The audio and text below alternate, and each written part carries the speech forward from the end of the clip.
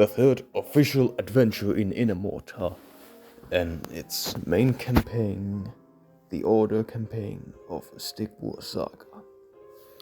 What's on? What are my takes on it, and what are the community's? Well, the community's take has been very mixed. Some people say it's awesome or just it's good, that's good. But then some say it's absolute bullshit. Well, what are my takes? It'll unravel throughout this review, but for now I'd say the most appropriate term would be a mixed bag, mostly bad.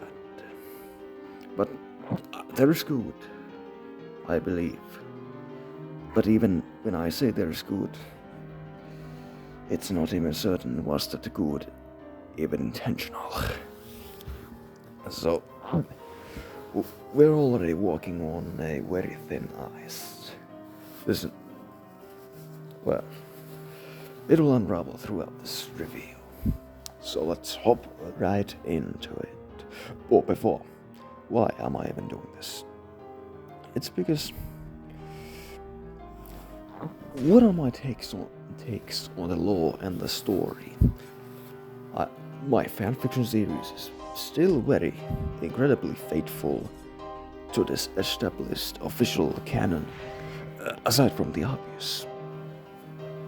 But you're gonna see some few changes here and there.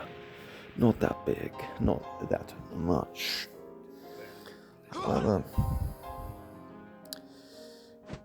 sure there's gonna be something that's gonna be a little off if I'm just outright wrong, or people just don't know where I'm coming from. So, to make sure that there isn't a lot of misunderstanding, this isn't even my first review. I have already done one on Atreus IDM's comic Atreus, the leader of the Spartans, but that is not part of the official canon.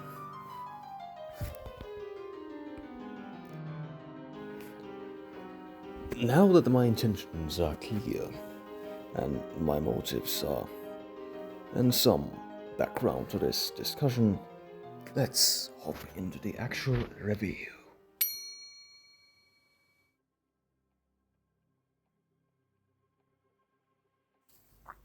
The campaign starts pretty much where Stick War 2 left us. Queen Medusa is slain, and the Order Empire starts to investigate the Chaos Empire's stronghold and Gargo's castle. It's not long until we found the remnants of the Elemental Empire, and as its members have seemingly started to get along while they're being captured by the Chaos Empire. The Elementals present King Zarek a map about treasures. Now they give it in exchange of their freedom. What might this mean? Well, we'll talk that in a moment. But until we get into a questionable scene, because when those earth and water elemental form a creature, how does that creature open the way towards the map? Because the map is seemingly underground, in its own sort of shrine or lair. How does that creature open the way to there? Don't know. It's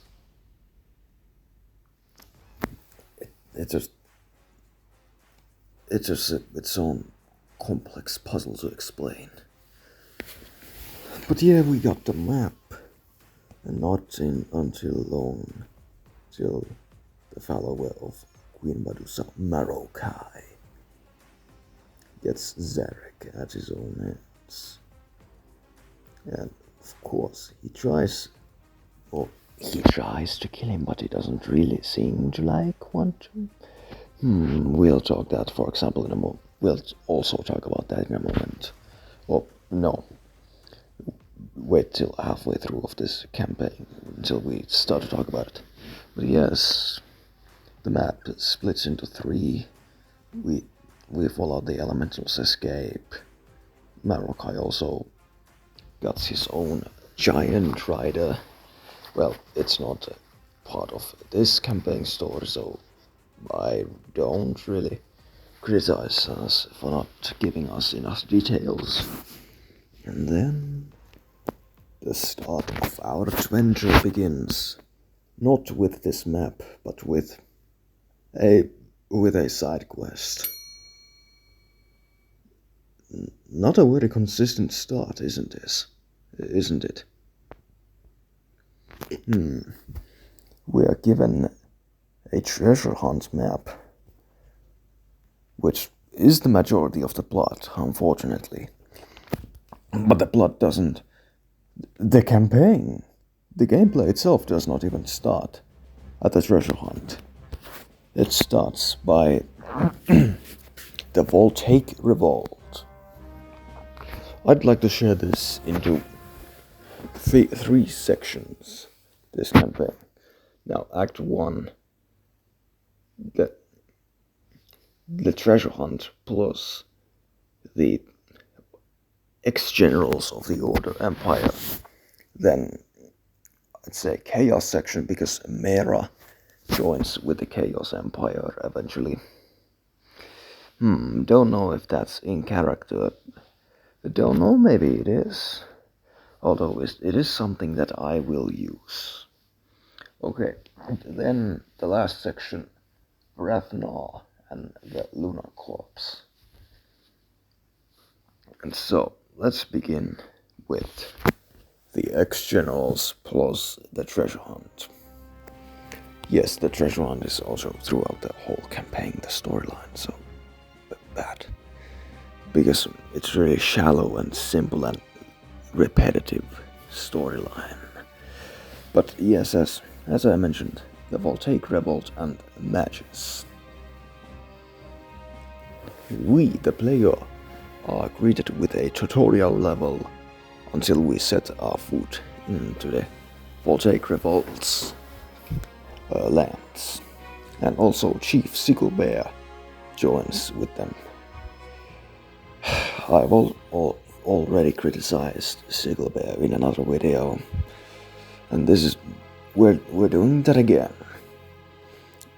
And also the Voltaic Revolt chapter is the weakest of the chapters in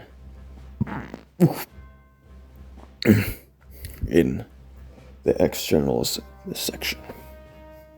Why? Because there's barely nothing to talk about. And it's just so half-baked. Yeah, the whole campaign is very half-baked, but this one especially. But hey, that means we start with the worst one and complete and go throughout the campaign to the better. Almost. But that's not this moment's discussion. And not long until we get greeted by Magus and Sicklebear. Who Sicklebear exactly is the leader of the Sicklebrath. At least they are part of the Order doctrine. And we even gain access to them, but are they really part of the Order Empire? Is Sicklebear some sort of landowner in the Order Empire, or is he sort of an outlaw? Don't know. And this is very consistent with the story. It's just don't know. It's not explained. Until the defeat of Magus, we are greeted with a news article about it. Fruitful times and the Voltaic Revolt's end. Let's move forward because there really isn't much to talk about. A little bit of side tangent here before we start. If you're gonna hear some noises in the background, it's me stepping on this mattress, or either it's my kids. All right, let that out of the way. Let's begin the actual snippet of the review. Until we get into the glacial uprising, the tone changes a lot. Why? Because previously we'd had nothing to talk about. Now, we have just so much to dissect. So let's just begin. So, we are ordered by King Zarek to find one of the treasures on his map. But along the way, we come across Spiros and his new regime, the Glacial Uprising. And we found out that Spiros has found the ice powers for his troops and himself. Took him long enough until we defeat him. And Spiros gives his famous speech. I can explain. And I was obsessed with the speech when it got leaked. And for a good reason, because it answers so much. So let's hop right in and dissect it. And this is when I say it's good, really good. So we begin with Queen Iris being hailed as the great woman may Spears God her soul. We're going to for a little bit of tangent here. Iris!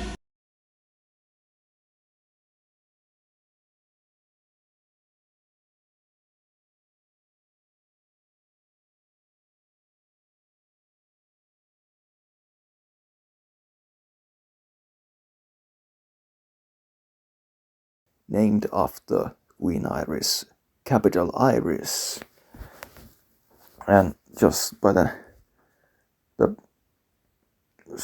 nickname she has.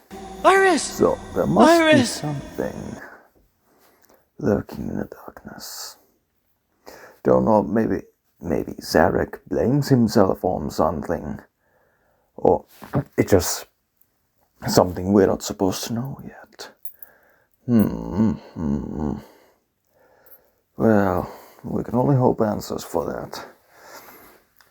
Because Crazy J writing. Now, to the back on the red track. So, the royal siblings are born, and King Zarek wishes them to be the leaders of his armies. However, the old generals beg Zarek to keep the old ways, selection by the trials of superiority. And now, I've already criticized this plot point. Now, it's a bit of outdated, and I have realized few details, but the core still stands. And also, new information has gotten into my head. So let's start with it. The trials of superiority are an abysmal way of choosing a leader at first glance. What is the general's job on the field? Give commands. Yes. Make plans. Yes. However, the only time we see the generals on the field, they're just a specialized unit on the field, just stronger than everyone else. And they seemingly have their own armies, but they're not really the ones who control it. We don't see them making any decisions. So, after all, the Trials of Superiority, a battle tournament which tests strength and the skills of each weapon's user. Barely none of it has anything to do with intelligence or strategical intelligence. No, it's sort of all about skill and pure strength and abilities. Of course, you need intelligence to win those trials. But after all, we don't really see that. Well, back on the red track again. So I tangent over. Didn't know So, the externals fall off. The royal siblings are now the current leaders of the of each of the faction in the Order army. And now, I've already criticized this. Why the ex-generals exactly had to leave?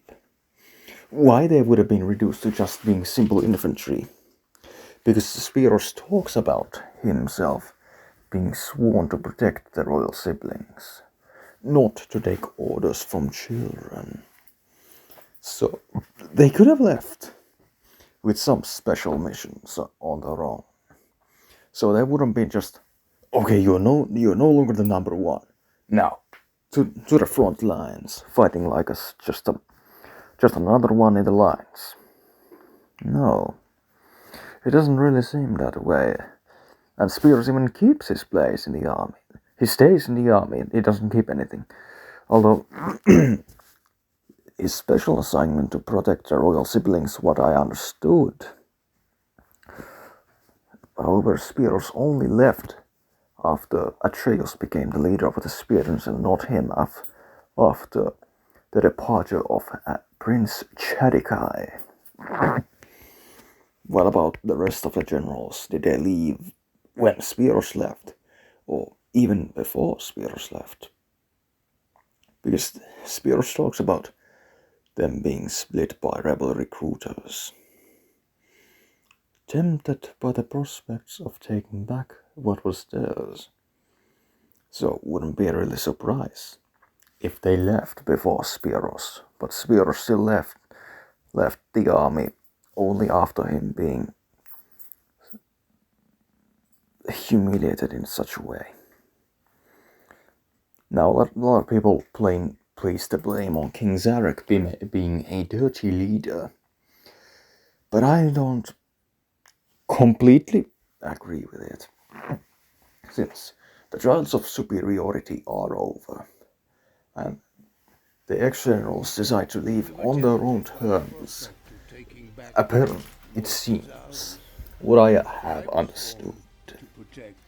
What else? Spiros still takes a special assignment, being the protector of the royal siblings when they are now the new leaders. Well,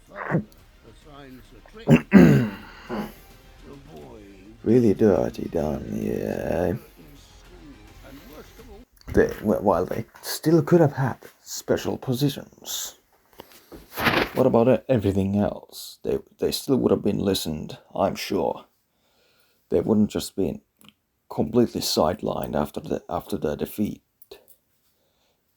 because there were still hundreds of soldiers who followed them after their departure. I'm not really convinced. Although, yes, Zarek, just the Atreus thing is its own discussion even. It's not discussion for now, but everything else. Assigning a child, Adekai, he could barely see over his shield, Spears explained. Doesn't really sound like a good parenting, I know. What else there is? Well, let's move forward. Now that my critique of the speech is over, let's get back to the red track about the new elemental powers they have found. They are seemingly artifacts of sorts where their powers came from. That's my own holy canon. Or something ancient, something magical. It's still seemingly an object where the elemental powers came from. It turns out they were not the only ones that got lucky. During that line, there was actually him handshaking with Brathnar, out of all people. But no, it got replaced. Although I really love the artwork, it really shows how Spiros has fallen, and just how he's this old rusty man, just a core, just a crusty core of his old self.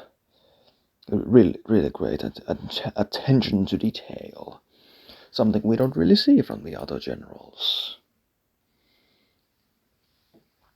And after Spears' defeat, he asks either from Zyphos or Thera, "What will you do to me?" And the answer is that he will be sent to the king. However, there is a dialogue difference between Spears and Thera and Spears and Zyphos. Zyphos answers to Spears, "The king will decide your fate, traitor." After Spears asks about, "Will Zelarus be there?" And Thera answers, hold on, what was it again? "I'm afraid so." And Zyphos tells just about, "Zarek will decide." I'm so sorry, Spiros. Spears' That's up to my fate. father. So, Oh, does thank you, child. Your Zelarus blessing want? will not be forgotten. No, this is just getting way too confusing. Will Zelaros be there? I'm afraid so. Then it's a death sentence. But no, none of the generals really lose their lives. They're just being captured. Even Zyphos shows his own frustration on it. Even though Spears is confident that it's going to be a death sentence, though it wasn't. His answer is either Zarek decides his fate, then it's a death sentence. Zelaros is there, then it's a death sentence. And even some cut dialogue, originally he said, "Then it's a death sentence. He hates me now." But nowadays it's just, "Then it's a death sentence." Don't know why that was cut out.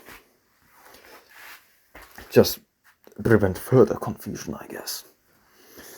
But now, the glacial uprising is over, and we get into the woodland tribes of Inamortar. This isn't as good as the glacial uprising, because it doesn't have an explicit scene to give depth to our new villain. But it's still incredibly solid, at least for me.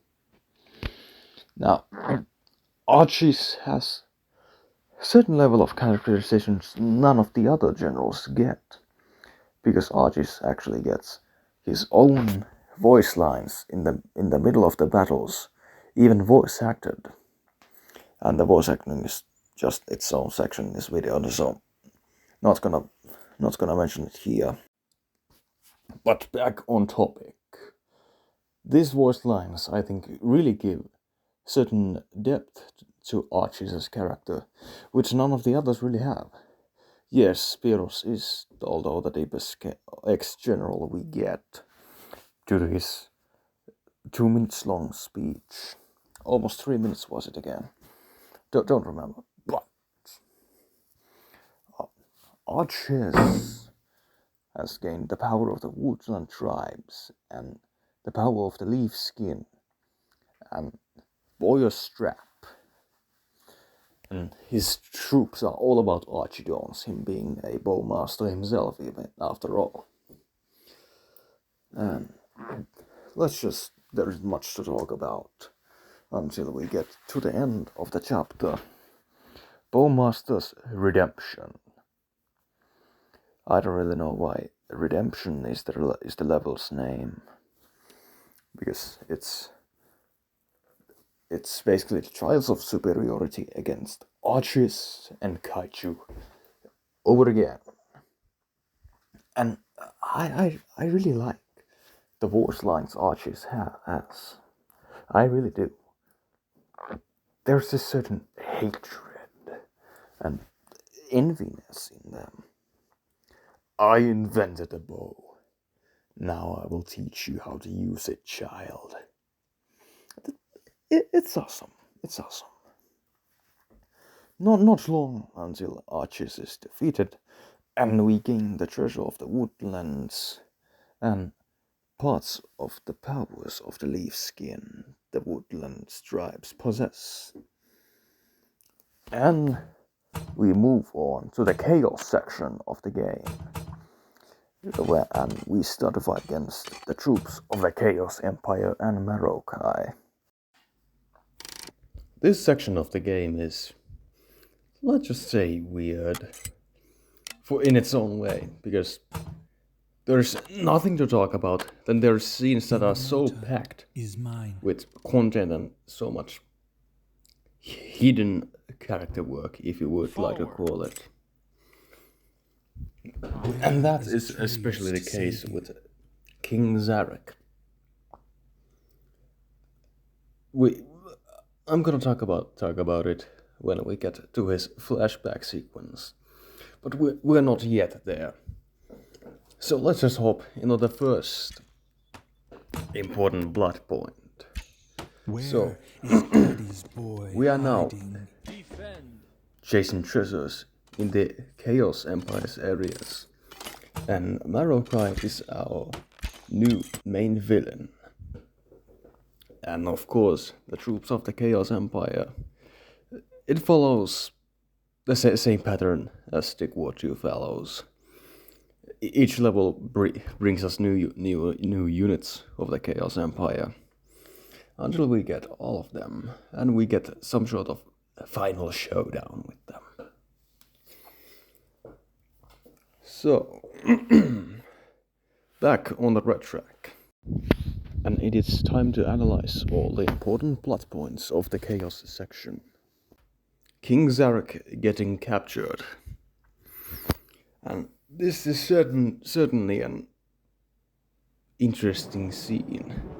And I'm walking on really thin ice here when I say Zarek can be a good character. He might have something, some nuance, depth to it, depth in himself. I might get a taste of magic. Then what? It's just really thin ice where I'm walking at right now. You at least have a rest. And why do I believe that? On a clear head. Bah! Well, first, Immorta, it's, slayer for of example, chaos the empire, reaction from does not Zillaros. rest. That, what are you talking about? Old man. And all those kinds of lines Zillaros talking gives about? Which back to wings? Zarek when Zarek He's starts not to be thinking this We leave tonight. arrogant You stay. tyrant who thinks he can do Don't everything let by anyone himself. touch that throne. Yeah, I plan to have it I don't brought like back to that the capital. either. That's your But only job. That's not so. Do you think you can But what the manage? character, You're what the bringing that character's monstrosity reactions back to give to Castle us. Don't He's you not ever like that. speak He's her not name. supposed to be like that. You're not worthy. And I'm pretty sure if he would have been this What are you talking Asshole. about? What is going on with you? overly confident and arrogant idiot, he would have Ready, my been mount. assassinated before he ever had a chance to get his hands on the map, or just step into Gargoyle's keep. That out of the way. Him getting captured in the Valley of Endless Deaths, and how it combines the plot points from Stick War Legacy's Endless Deaths to this. So Endless Deaths is canon, and Atreus Spearton and the Atreus Lives achievement being canon as well. Well, we're gonna talk about that for later. So yes, Zarek is this idiot until he gets captured by pack of deaths, and then we move on to the Valley of Endless Deaths even further, And Ziloros takes his role as not being the leader of the Magi Guild, I presume, the leader of the whole empire. And that plot point will eventually become important. And what about when I said that Endless Deaths is canon? Well, it's not a big surprise after all. So, it seems that under the ambush that where Zarek got captured, the Order Empire was ambushed in either.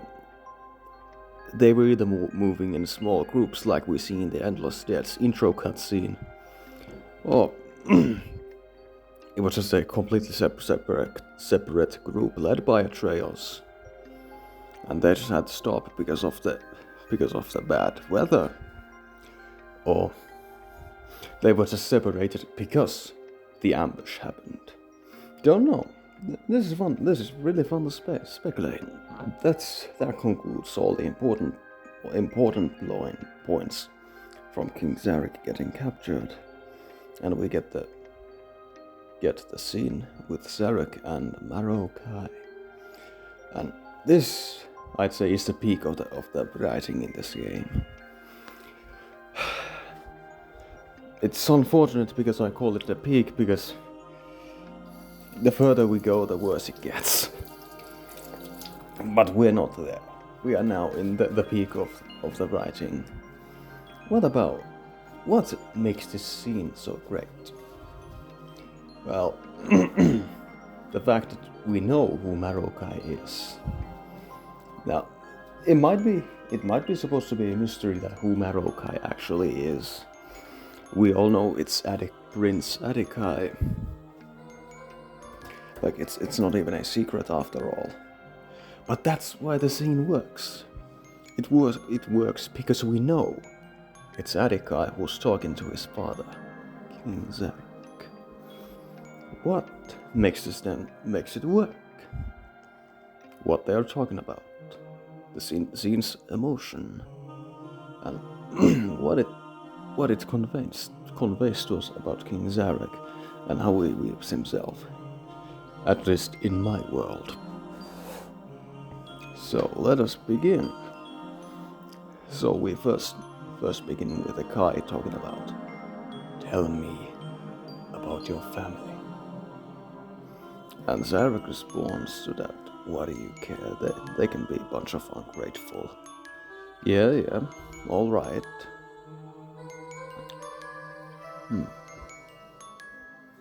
And it's only until Zarek starts to talk about his son that he apparently lost.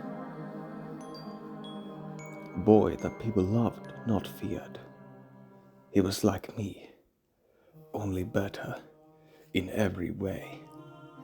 And this is a good lines because they just reassure my claim that Zarek is not this idiot that we see himself to be.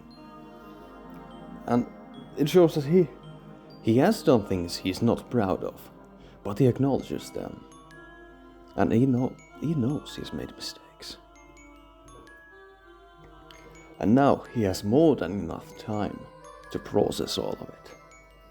Until, of course, the Kai guesses that Zarek is talking about Adikai. But it's not actually Adikai. Zarek is actually talking about Atreus. And yes, who could have guessed? The Marrow-Kai gets very disappointed by this. I would be as well if I were him. Now, that is something that makes this scene so sad. It's because all this family drama, and of course Zarek acknowledging his failures, and we all know that what Marrow-Kai is thinking at the moment. And this is another point I'd like to point out, that Marrow-Kai, for example, he is Prince Adekai. This game makes it even more clearer out to be because Akai constantly keeps saying that these are your last words. But he just doesn't bring himself to kill Zarek. In the intro, he kinda tries but fails. Or was he even trying? Was he just trying to threaten the Order Empire to give him the map? Don't know. Might be. But I'd say that is the true case because when Zarek is captured, he just doesn't get killed. Even though he's threatened to get killed. It's subtle enough. It's not too in your face. Like some other scenes we are going to talk about. And it gives us fair share of characterization for Marokai. And I want to say King Zarek, but it's not clear. Was that the intention or not? But so, let's move on to King Zarek's flashback. And I said that it was about visual storytelling in my Marokai theory video. Check it out if you're interested. And yeah, that's almost true. Even though it uses dialogue. So it kind of falls apart. That statement kind of falls apart when you know that. And this flashback sequence, it's a prime example of this game's writing when it really is shaky. And how this campaign shouldn't have been told by the way it is told. Like, we are trying to do so much. If I can just catch on what Crazy J is going with his writing about either King Zarek realizing what he has turned into after he has gained the map, or was he manipulated by Silaros to become this tyrant ruling over the entirety of Inamorta? Don't know. And this sucks because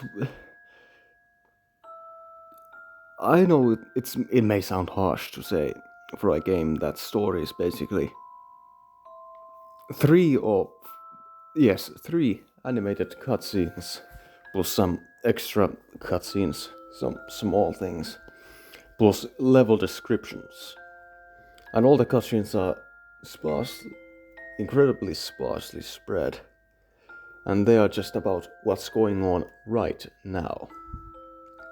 Like we get nothing deep out of the flashback sequence, for example. And that sucks. It really sucks. Because it could have been good. But it doesn't have any time to flesh itself out. None of these important plot points or scenes have any time to breathe. Because it's about, oh yeah, this happened. Now move on. Level description. Okay, no, yes, new enemies. All right, Mera is there. Now let's go to kill Mera. It's just this mechanic and formulaic. Forward, chop, chop, chop. Forward, chop, chop, chop. Forward. And that makes a story so hard to flesh itself out. And that makes it incredibly shallow. Especially with the darn map. Like, it's the only plot point that gets real focus. Only if you can add flesh around an idea that, yeah, this is a object. Now let's go to a collectathon on your average scavenger hunt. It just doesn't work. It's sad. Because I can almost see where the writing is going, but it's not sure. Because none of this is fleshed out. This almost gets into a shit show for now. And there's almost nothing to talk about this flashback sequence because we don't know. We don't know the intention behind it. So, some theories say that there was alcohol mixed into the drink that Zarek drank, and now Zilros managed to manipulate him to becoming this conqueror of nations. Don't know. And that's why we're going to move forward. Because there's nothing to catch on. Because none of it is fleshed out. So, I a little bit talking about the vampiric soul stealers and their role in the story. And let's move on to the plotline of capturing Mera. So, Zilros is now in charge of the Order Empire. Zarek gets captured. We get this beautiful scene with him and Marokai. And we get this flashback that has no meaning because lack of focus. And then back on the treasure hunt. Damn, I hate the plotline.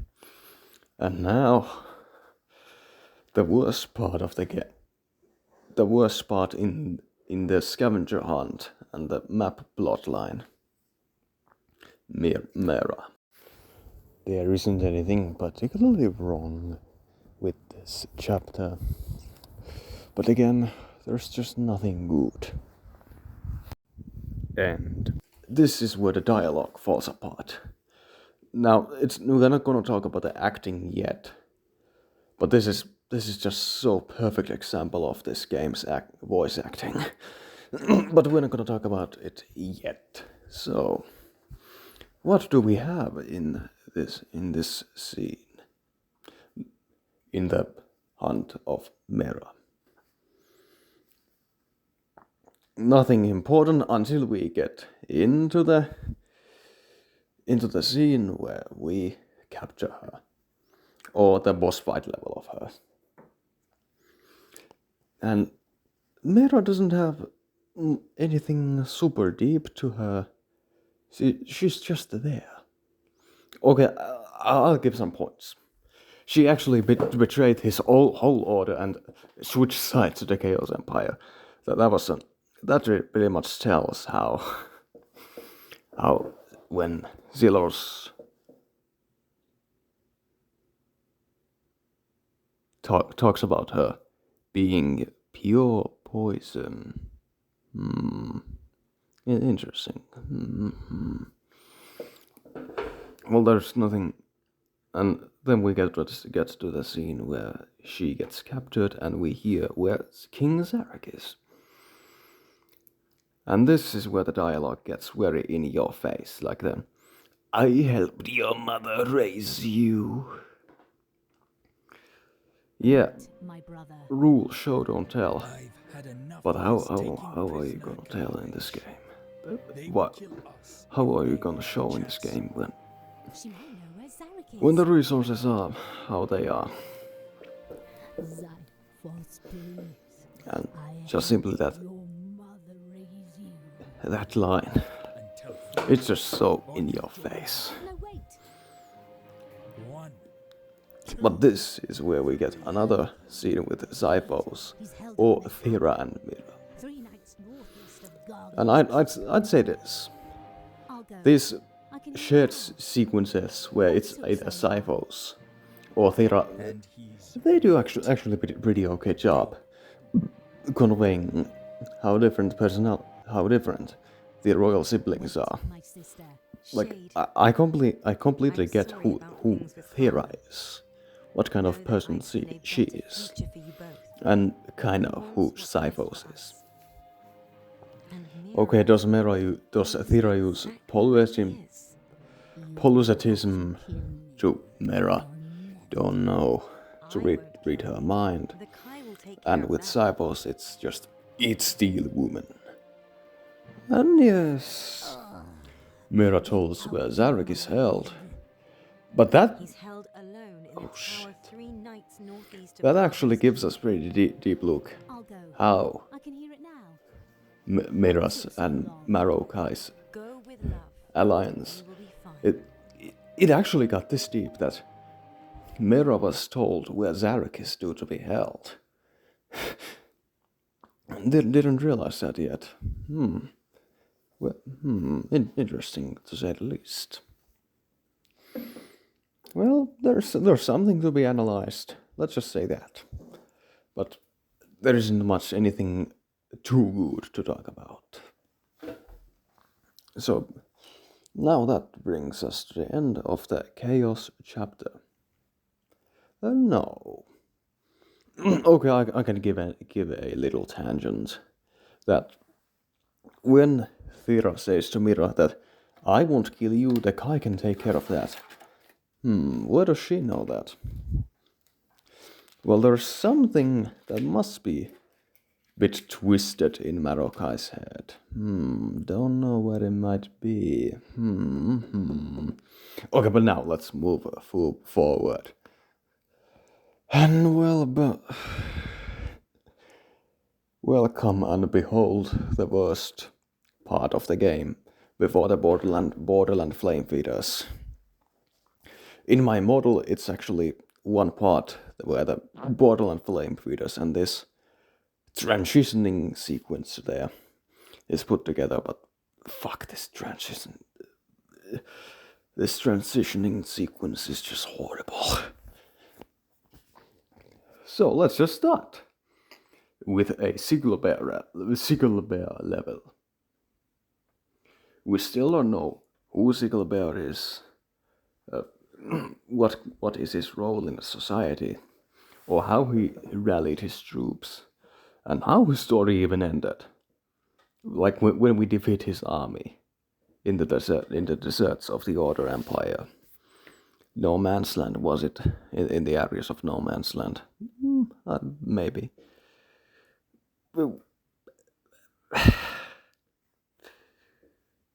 We know nothing.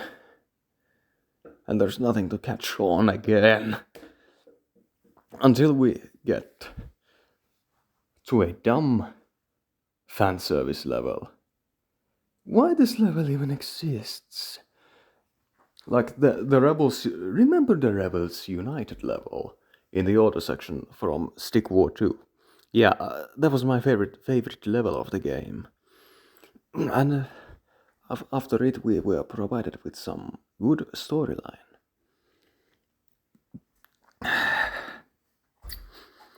And this is just pure fan service with no reason to it. Okay, I'll give it that. We hear that we lost Marokai during that battle. Okay, it gives some emotional value for the battle, because it actually had some serious consequences. I'll give it that. Credits when creditors do. And the background looks pretty good. I'll give it that. But anything else? Bad. It's bad. But hey, this is not the worst section of the game, worst level of the game. Until we get into that level, I done a separate video about ranting about it. So I'll just let that play on the scene. Now that out of the way, let's move on to, I'd say, my second favorite chapter of the game. Outside of the chaos sections, few scenes, and the Galician uprising. The Borderland Flame Feeders. Excuse me. So we immediately begin with something important, because in one of the level descriptions, we are greeted with some sort of mystery plot that they warn us about some kind of monsters, but we don't care about that. We don't. Interesting. What might they be foreshadowing here? Okay, the writing is good when it's okay when it's okay. I'll say that. And this is one of the examples. The mystery plotline and the mystery elements. They're decent. They're half decent. And we repeat the same pattern. I shall not. We have barely nothing to talk about until we get into the final level of the chapter. An eclipse is predicted tonight. Okay, we meet few times with Vratnar and we get some okay-ish analyzation from the game about Vratnar's personality. That he's this sort of coward. He'd rather burn his own city than let us take him alive. Might be true, but I don't buy that for a moment. Until we get into Vratnar's last stand. And there has been this little side plot where Zarek thought that, yeah, my boy Atreus, he's killed. And we can end this. yes, even in truthful times, we hear that Atreus got lost into the Valley of the Endless Deaths. And surprisingly, it is only after we capture Mira that Atreus is found again.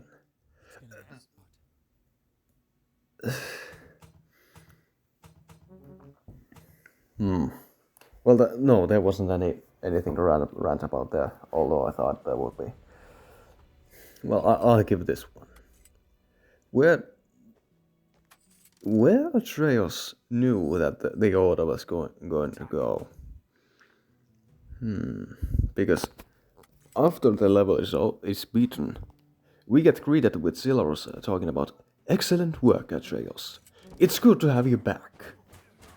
But we're talking about, like, we don't even know that Atreus was back.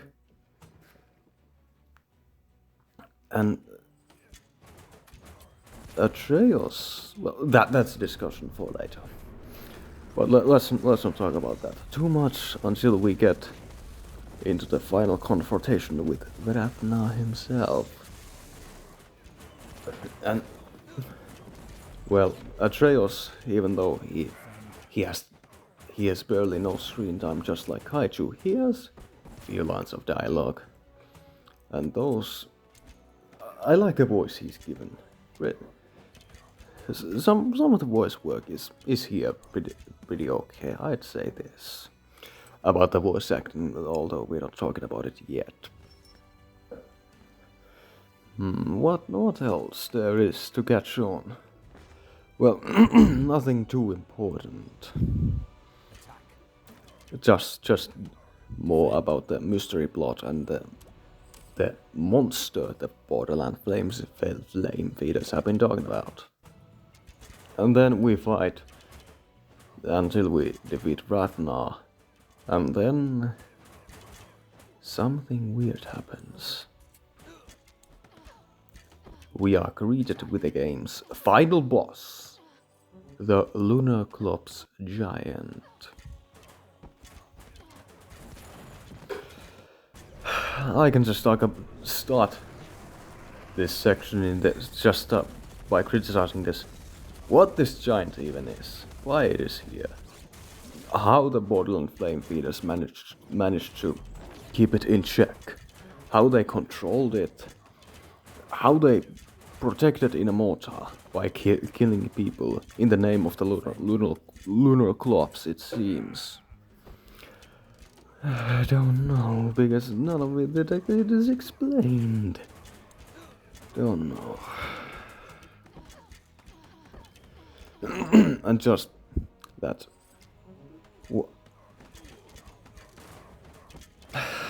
This is a darn shit show writing. But yes, we defeated the Lunar Clops Giant. And we are greeted with this poem. Why this poem was even in the Lunar Clops' head? Why? Was this some sort of poetic message?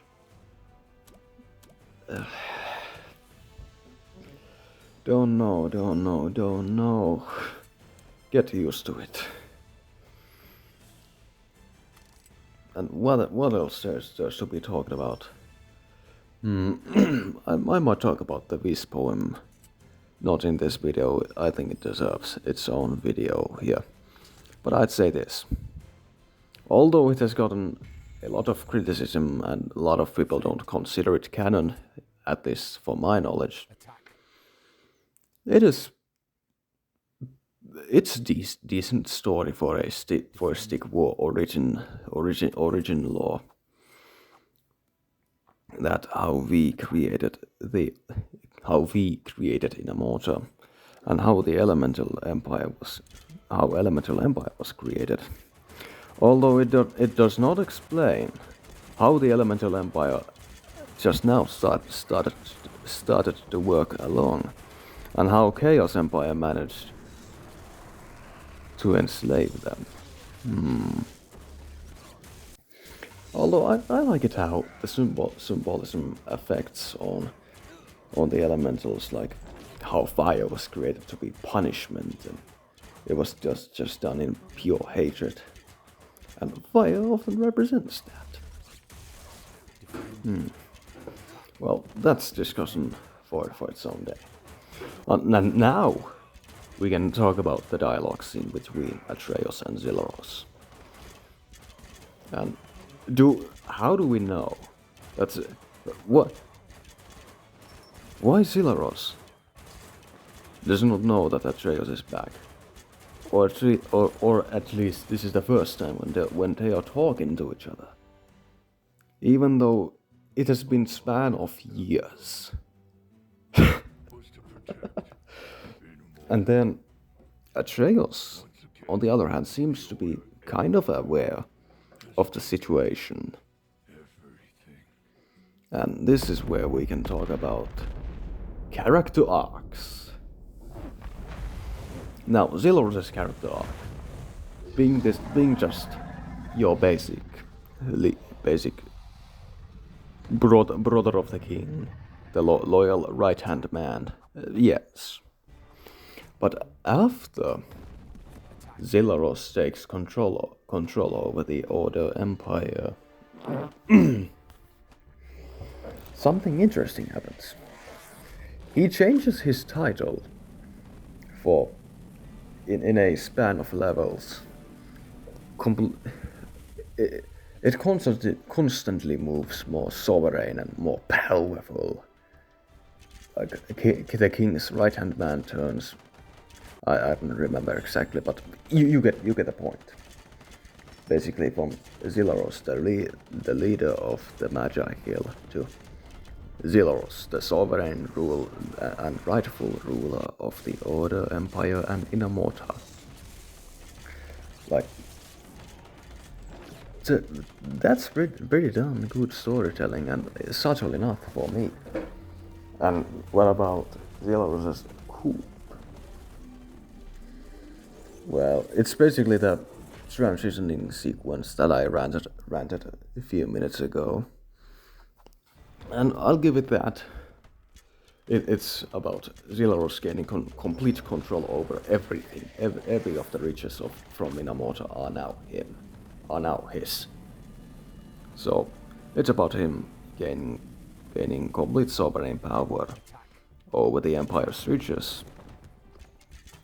And now Atreus, who is seemingly aware of the situation, decides that he does not want to work with Zilros because he's a corrupt and very lustful nature for power. And eventually he leaves the Empire after this confrontation.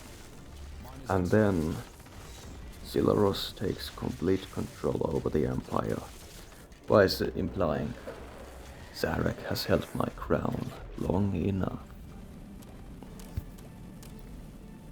And that is the end of the campaign. But we're not over yet, because well, Atreus' character arc, if you can even call it that, just begins and ends in this one level. Him fighting for the Empire and eventually just leaving it because it's certainly not for him. And at least in my audience, we have found a kind of an agreement for it. Don't know. Well, that's just my very reliable sources, I might add. But then, what about one character arc that is not talked about yet? King Zarek. Shocking. So, when I said I've ranted about him being extremely poorly characterized, I mean it most of the game. Until I came up with something peculiar. So, we see him being this asshat in the beginning of the campaign. And then he gets captured, and we've already talked about the characterization it gives us for Zarek here. And then, what if he might realize something that Zillaros has been bargaining him to do about becoming this conqueror?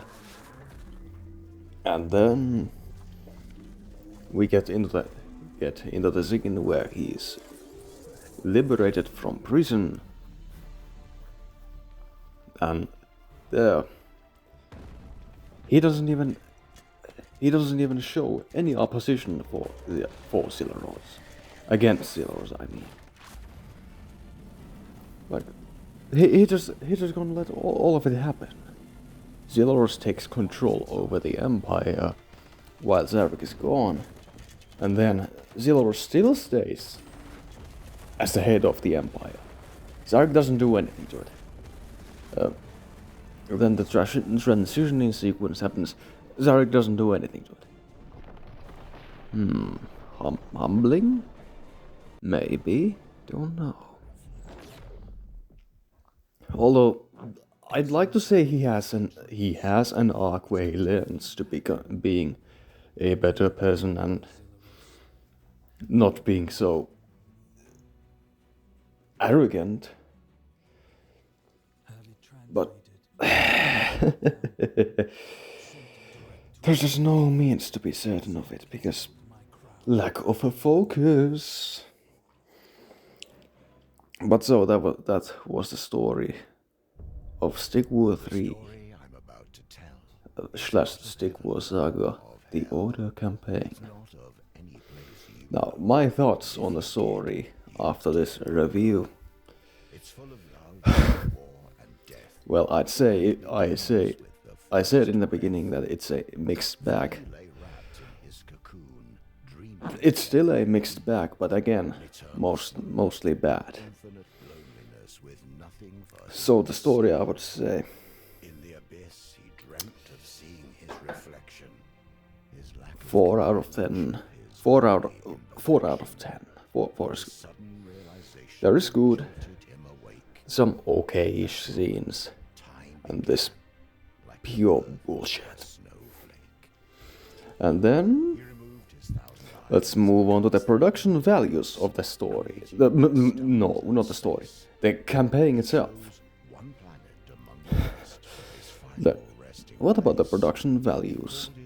What they even are? Well, I'd say looks, voice acting, voice performance, visuals and all that.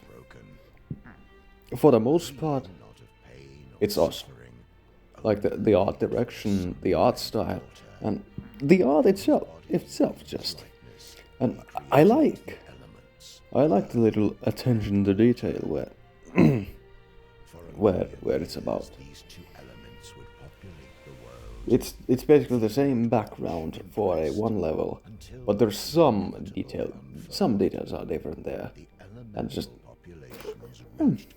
it's some half decent things, some okayish attentions to detail.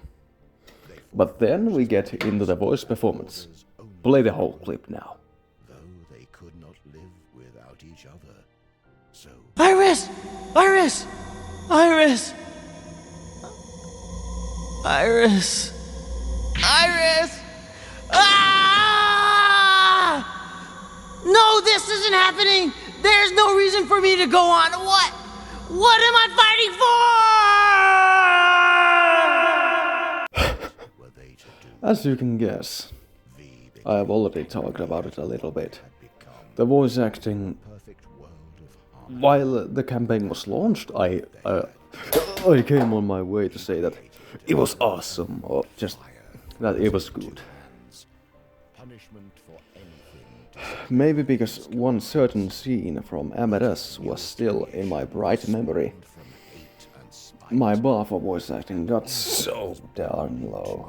In a mortar on But that night, no, V could it's not awesome. elementals in It's those early it's days. decent, Fire took over land, or it's just outright bad. the world ablaze.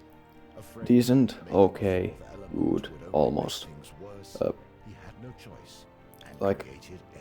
I like Zilor's and Zarek's voice performance, but everything else. Okay, the Spiros speech and the scenes with him and Arches.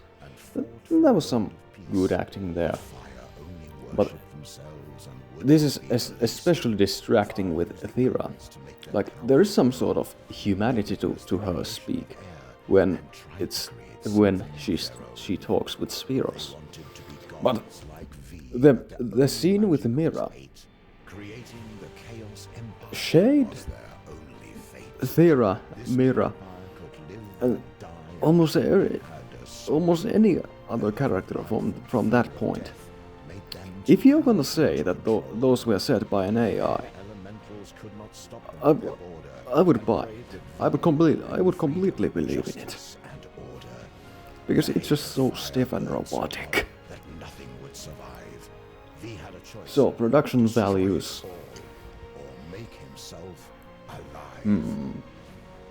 7.5 out of 10, or just 7 or 6. 6.5 out of 10, I'd say. So, what else do we have to talk about here? Music. Well, it's not music owned by Max Games, but yes. Well, it's all the same songs from the previous game, so yeah, okay-ish. Music is a lot more subjective, so I'm not gonna rate it here. But so now, to the conclusion of the campaign. We've come all this way. From the rise of the Voltaic Revolt, to the capture of King Zarek. From the capture of King Zarek, Zilros taking control over the Empire. Zilros gaining his twisted hands on the throne, and eventually overthrowing King Zarek, and us marching towards the borderland Flame Feeder capital and defeating the Lunar Club's giant. We are greeted with a V's poem. Now that's its own discussion, but I'd say could have been better. Now to the conclusion of the story and the campaign in general. What is my final verdict? Out of 10. But what else I would say? The Order Campaing, I wouldn't even say it's bad, it's pathetic. More like, it's pathetic, not bad, because there isn't that much there isn't much to like, nor is there anything particularly bad, anything super hateable, aside from how King Zarek is used in the campaign. What else? But even after the campaign turned out to be not the epic and mischievous, chivalrous, great adventure we hoped it would. What else is there? Do I just give up on the franchise? Never, not anymore. After especially the day when I started Heroes of Inamota fanfiction project, I just can't no longer run away from the franchise. I just can't. Until Heroes of Inamota is over, of course, but that's just time for another day.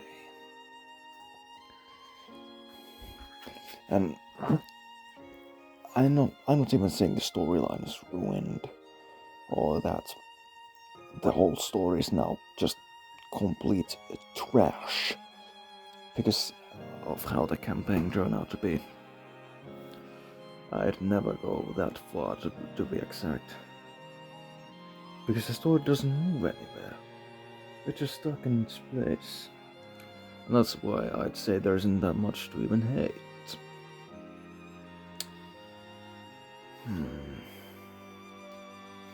Although you can hate the missed potential. That's a very good point.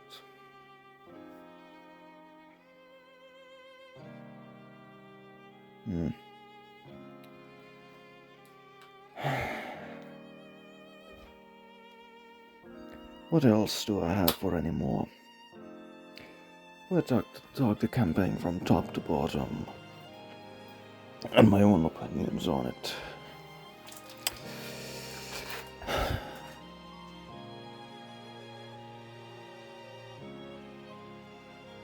What else can I say in the middle of silence? Other than just bye.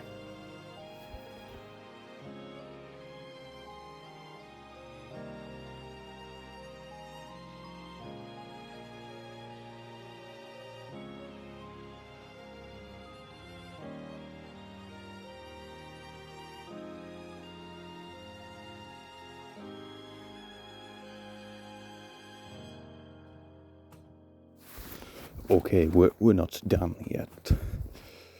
Because I came up, while I was still putting this review together, I came up with something, another peculiar thing, and also I realized I left some points unchecked. So, first, I didn't even mention the scene where Sarek was getting saved. And how was that scene? And how's the level? The level was fine. It's okay, we see Marok a little bit more and see him on the field. And what else? Shade is sent to rescue him. Shade doesn't get any dialogue here, so we don't know how much it means for her. So that's kind of sad. And then what Zarek himself does. Again, this is still in the middle of the Zillaros coup arc. And Zarek does nothing to even stop him. So, if my intuition serves me correct, and Zarek does have some sort of an arc here, then it's a good scene. And of course, he even says thank you to Shade, which would have been in the beginning of the campaign pretty much unthinkable. And I also realized that Zillaros and Zarek, they're opposites.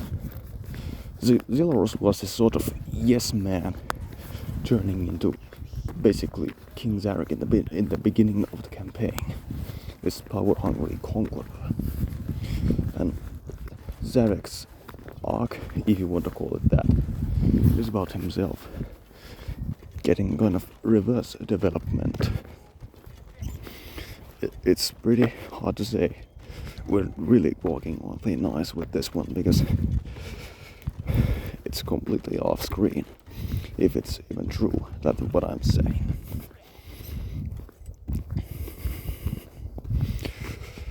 Okay, I don't come up with anything else to say. Also, the reason why I didn't talk about the campaign's gameplay, it's because I may not be the best one to do so. But I would say, gameplay-wise and gimmick-wise, 6.5 out of 10. The AI could have been more aggressive. The gameplay could have been harder. I really wish that it would have been more difficult. But hey, that is just me. And then to the serious flaw this review had, Atreus, because I talked barely nothing about him. And I even said in my Spiro speech analyzing video that I'm gonna talk about him. So guess what? We're doing it now. So where it begins, of course, with our first impression of him is very negative, because he's assigned being the leader of the Spartans just because. And Spiros left the Order Empire because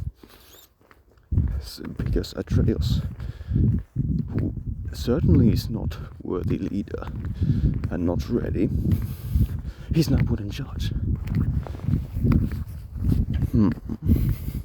Not a very good first impression. But then we move on to the Valley of the Endless Depths, and then he gets lost and fights his way out of there with the Atreus Lives achievement.